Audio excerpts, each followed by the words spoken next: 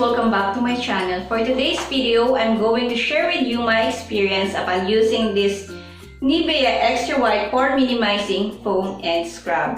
So, nabili ko siya parehas sa Lazada. And itong si Extra White na kanyang Pore Minimizing Foam is yung original price na is 99 pesos. And nabili ko lang siya sa price na 45 pesos.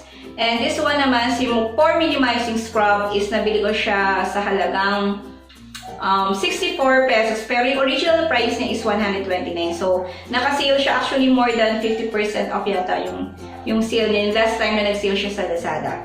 Ayan, so, tinry ko na siya, I think more than 2 months ko na ata itong ginagamit. And, simulan na natin siya guys, ito sa kanyang packaging niya. So, ganito siya guys, tube siya, and yung content niya is 100 grams, and this product is made in Thailand. So, binasa ko na siya guys, and yung nakasulat kay Nivea Foam and Scrub is almost the same lang. So, isa na lang yung babasahin ko guys. So, umpisahan ko na dito kay Pore Minimizing Foam.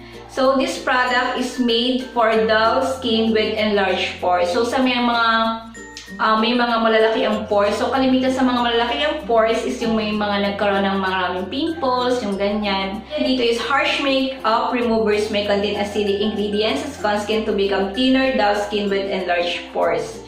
So, sabi niya dito guys is 10 makeup residue that cause dull, acne-prone skin with enlarged pores is yung mga causes daw ng pagkakaroon ng mga enlarged pores is yung oil, talc, colorants, silicone, sun filter, dirt, fragrance, minerals, alcohols, and chemicals.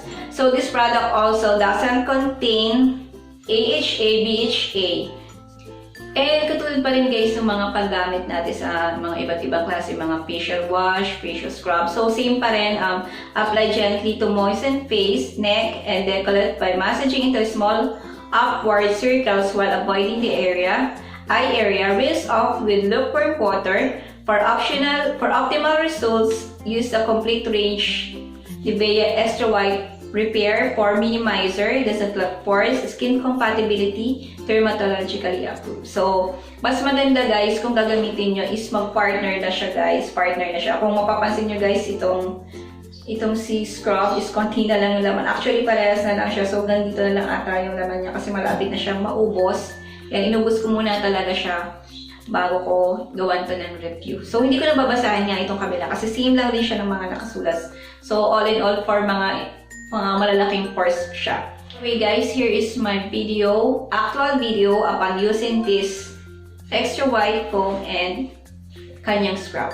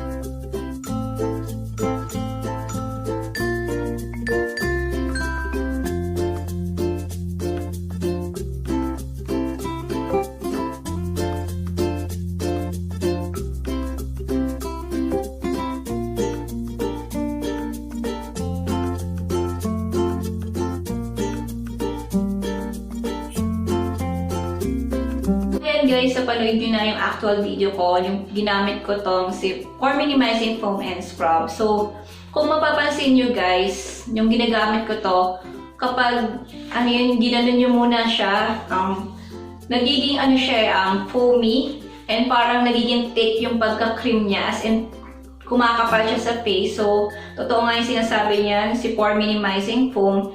And kapag binanlawan mo siya, parehas is, and di ba, ito nga is for enlarged pores. Lalo na ako, yung aking skin type sa face is medyo may pagka-oily. After kong banlawan tong parehas na to is, parang napipil ko sa skin ko na medyo gumaspang siya. Kasi nga, tinatanggal nga niya yung mga oils sa skin natin. Kasi nga, di ba, sabi nga niya dito, 10 makeup residue that cause dull, acne-prone skin with enlarged pores is oil, tolerance, and yung 10 yun. So, tinatanggal niya yung oil sa aking skin. And kaya nga, pag hawak ko talaga siya, after mo talaga siyang mabanlawan and matuyuin, sobrang, hindi naman sobra pala, medyo magaspang siya. Ganon yung kanyang nagiging texture ng aking face. So, medyo magaspang. Pero it doesn't mean naman na magaspang talaga. Kasi parang nawala lang ng talaga yung pagka-oily ng aking skin. Kasi nga ang aking skin types is medyo oily. And when it comes naman sa kanya, sabi niya dito, is meron din kasi siyang whitening effect. Sabi niya dito is the deep cleansing formula contains pearl whitening complex proven to give 10 times better whitening effect than vitamin C. So, meron siyang whitening effect. So, parehas siya guys. Kasi nga, meron siyang kasamang pearl extract. And after mo mabanlawan, aside from tinatanggal nga niya yung mga oil sa ating skin, sa aking face, upon using it, medyo nag-lighten yung skin mo, nag-brighten up. Hindi naman totally nagpumuti siya, as in nag-brighten up nga siya. Kasi nga, tinanggal niya yung mga oil sa ating skin. So, yun lang yung mga naging experience ko upon using this one. So, wala naman akong naramdaman na any irritation, nagkaroon ng pimples. So, nagka-pimples ba ako, nakaka-pimples ba siya? Hindi naman ako nagkaroon ng mga ganong mga pangyayari. Kasi iba kasi mga facial wash na try ko, nagkaroon ako ng mga pimples. As in, isa lang naman or dalawang ganon. So, dito kay Nivea, wala akong naging problema. Wala rin akong naramdaman ng pangangati or anything. So, wala rin ganon. So, very lang siya. Very gentle lang siya sa aking face. So, maganda rin siya sa mga skin na mga sensitive skin, kagaya ko. Hindi siya ganon katapang. As in, sakto lang. So, kung naghahanap ka ng mga facial foam or facial scrub na hindi ganun katapang, try nyo itong si Nivea Extra White Pore Minimizing Foam. Kung kayo yung tipong nagkaroon ng maraming pimples, tapos gusto nyo lumiit yung mga pores nyo, ayan, try nyo. As in, ito si Nivea, lagi siyang nagsisale sa Lazada, lalo na kapag nanga-sale siya, as in 50% off talaga. As in, sobrang mura na ito guys, kaya worth it talaga siyang bilhin, lalo na kapag nagsisale siya sa Lazada. So, yun lang guys, ang share ko sa inyong lahat, and for me, is maganda talaga siya, and ayan, pero kung kayo yung mga tipong ayaw na medyo magaspang ang pakiramdam after banlawan, so this product is not for you, kasi nga sabi ko sa inyo, after banlawan, parang medyo magaspang siya. So, yun na guys ang share ko sa inyong lahat. And again, thank you again for watching my video. And also don't forget to like, comment, share, and subscribe. Bye!